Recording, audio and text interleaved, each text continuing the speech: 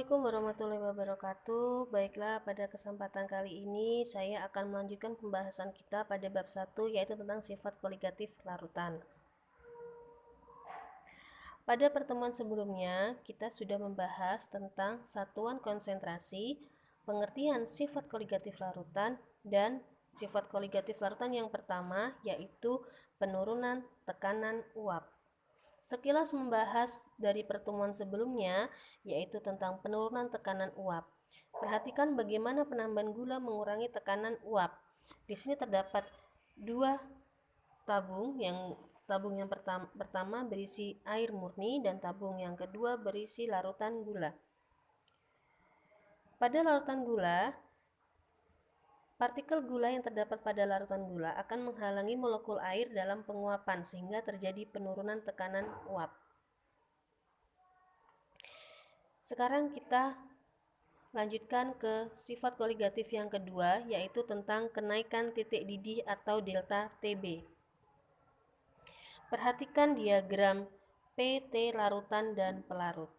Di sini dapat dilihat untuk yang bergaris tegas ini adalah dari larutan, dan untuk yang pelarut murni yaitu itu untuk pelarut murni yang bergaris putus-putus. Di sini dapat dilihat titik didihnya.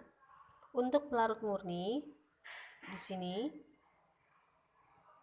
kemudian ketika ditambahkan zat larut dan menjadi larutan, maka terjadilah penurunan titik beku, sehingga muncullah sifat koligatif larutan, yaitu penurunan titik beku. Untuk titik didih, air murni mendidih pada suhu 100 derajat Celcius. Di sini titiknya. Ketika ditambahkan suatu zat larut, maka akan terjadi kenaikan titik didih, sehingga muncullah sifat koligatif larutan yang selanjutnya, yaitu kenaikan titik didih.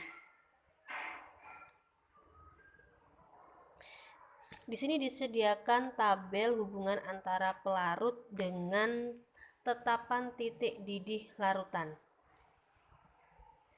Nah, di sini nilai Kb untuk air adalah 0,52 derajat Celcius per molar. Maknanya, jika di dalam air terlarut sebanyak 1 molal zat apa saja, maka titik didih air akan naik sebesar 0,52 derajat Celcius.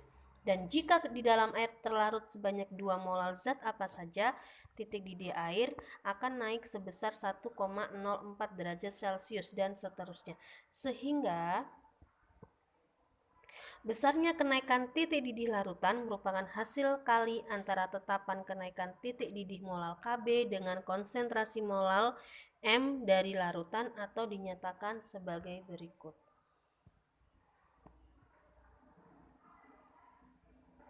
Ini rumusnya. Nah, oleh karena kemarin molalitas rumusnya adalah N dikali 1000 per P, maka jika dikonversikan ke rumus delta Tb sama dengan Kb dikali M, maka rumus delta Tb menjadi Kb dikali N kali 1000 per P. Nah, di sini disediakan tabel hubungan antara pelarut dengan titik didih, kemudian nilai Kb, konsentrasi zat larut, kenaikan titik didih, dan titik didih larutan. Yang pertama Ibu akan menjelaskan, ini contoh, kita ambil satu contoh saja air. Titik didih air murni itu adalah 100 derajat Celcius, kemudian tetapannya adalah 0,52. Nah, jika ditambahkan ke dalam pelarut murni tersebut ditambahkan 1 molar zat larut, maka akan terjadi kenaikan 0,52 derajat Celcius, sehingga titik didih larutan menjadi 100,52. Jadi 0,52 ditambah dengan 100 derajat Celcius, hasilnya ini. Gitu. Dan seterusnya, bisa dipahami ya.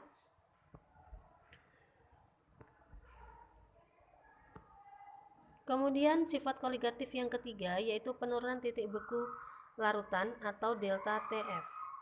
Seperti halnya kenaikan titik didih, penurunan titik beku larutan sebanding dengan hasil kali antara kemolalan larutan dengan tetapan penurunan titik beku molal Kf, dan dinyatakan dengan persamaan berikut, yaitu delta Tf sama dengan Kf kali M, atau delta Tf sama dengan Kf kali N dikali 1000 per P. Keterangannya.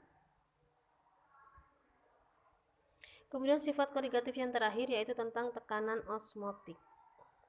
Nah, di sini ada dua tabung U.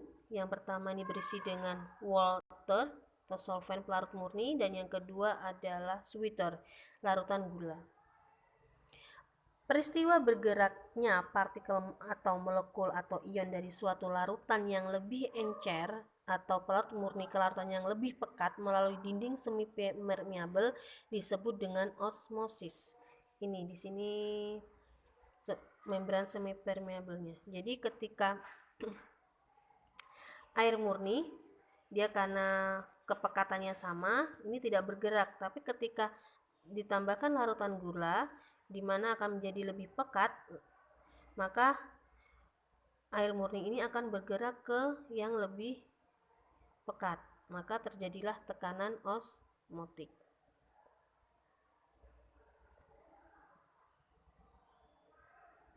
Berdasarkan Jacob Heinrich van Hoff, pada larutan ideal berlaku hukum gas ideal, sehingga berlaku persamaan gas ideal dan dengan tekanan.